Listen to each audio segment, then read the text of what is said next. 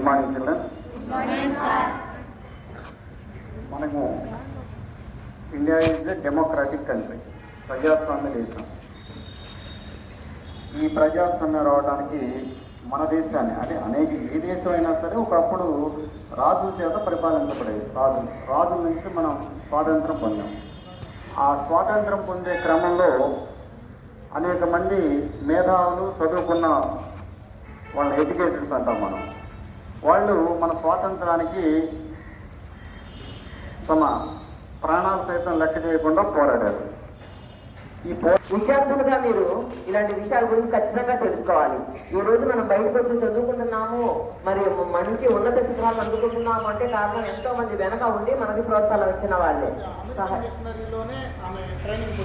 American మిషనరీలో Christian మిషనరీలోనే ఆమె training పొందింది. ఏంటంటే అట్టడుగు బలహీన వర్గాల వాళ్ళు, అందులోనూ ముఖ్యంగా మహిళలు ముందుకు రావాలి. వారు చదువుకుంటే ఒక కుటుంబం బాగుపడితే దేశం బాగుపడుతుంది అన్న కాన్సెప్ట్ తో మరి సావిత్రిబాయి పులే గారికి, జ్యోతిరావు పులే గారికి కూడా వారి ఇళ్ళునే షట్టర్గా ఇచ్చి ఒక పాఠశాల నెలకొల్పి పిల్లలందరినీ ముందుకు బయటకు తీసుకొచ్చి ఆడపిల్లల్ని అణగారిన వర్గాలు, వెనుకబడిన వర్గాలు వాళ్ళకి చదువు కావాలి, చదువుతోనే తర్వాత మార్చుకోగలమన్న పూర్తిగా నిలిచి చేసిన వారు ఫాతిమా షేక్. వారు మొట్టమొదటి ముస్లిం మహిళా ఉపాధ్యాయులు. వీరి యొక్క జీవిత చరిత్రని తెలంగాణ గవర్నమెంట్ బుక్స్ లో కూడా పెట్టి ఉన్నత లెసన్ గా ఇంట్రొడ్యూస్ చేయడానికి కూడా ఈ రోజు వెరీ గుడ్ వెరీ గుడ్. మనకు 8th క్లాస్ తెలుగులో కూడా చైతన్యమూర్తులు అన్న దాని కింద ఈవిడ గారి జీవిత చరిత్ర ఉంది. ఒకసారి మళ్ళా ఈ రోజు దాన్ని మళ్ళా మననం చేసుకోండి. వారికి శ్యామంలో ఒకసారి వస్తే వారికి పూలతో నివాళన చేద్దాం. ఒక నిమిషము అలాగే శ్యామ కూడా సంతోషించారు.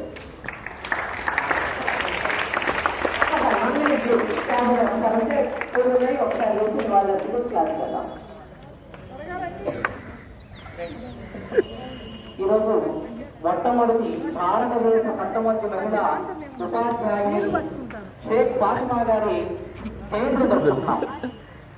షేక్ ఫాతిమా గారు 1831 జనవరి 9వ తారీఖున అంటే ఇదే రోజు ఉత్తరప్రదేశ్ లో ఉండేటువంటి గజియాబాద్ అనేటువంటి ప్రాంతంలో జన్మించారు. చిన్ననాడే తన తల్లిదండ్రులిద్దరిని కోల్పోయారు.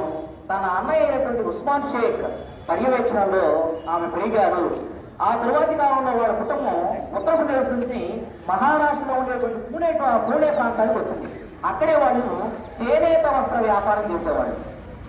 ఆ సమయంలో సావిత్రిబాయి పూలే, జ్యోతిబా పూలే ఆ దంపతులిద్దరూ మహారాష్ట్రలో సంఘ సంస్కరణలో భాగంగా వెలుగుబడినటువంటి విద్యాపరంగా సామాజికంగా అట్టడుగున ఉన్నటువంటి వర్గాలకి విద్యలందించడానికి కృషి చేసే సమయంలో వారికి అండదండలుగా ఉండి వారికి ఒక పాఠశాలను కూడా ఇచ్చి ఆ తర్వాత ఆ ఉద్యమంలో భాగస్వాములయ్యారు షేక్ ఫాతిమా గారు.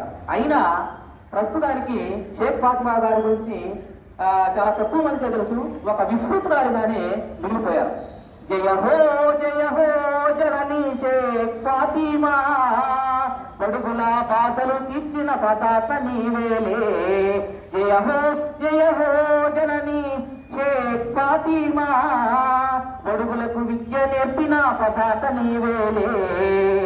కాబట్టి ఆ మహనీయురాన్ని గుర్తు చేసుకుంటూ చైతన్యమూర్తిగా, స్ఫూర్తి ప్రదాతగా ఆనాటి కాలంలో ముస్లింలలో ముఖ్యంగా ఆ స్త్రీలలో పరదా పద్ధతి ఉండి ఇంట్లోనే ఉంచినటువంటి కాలంలో స్త్రీలకు కూడా విద్య అవసరం. వాళ్ళకి మనసుంది, వాళ్ళకి విద్య కావాలి, వాళ్ళకి సమాన అవకాశాలు రావాలి. ఇక్కడే ఉంటే ఇలాగే మిగిలిపోతాము. విద్య అనేటువంటిది మనిషికి జ్ఞానాన్ని ఇచ్చేటువంటిది అని తెలియజేసి సమాజానికి గొప్ప స్ఫూర్తి ప్రదాతగా ఇచ్చినటువంటి గొప్ప మహనీయురాలు షేక్ ఫాతిమా గారు. వారిని గుర్తు చేసుకుంటూ వారికి ఈరోజు మన పాఠశాల తరఫున ఘన నివాళి అర్పిస్తూ ఉన్నాం.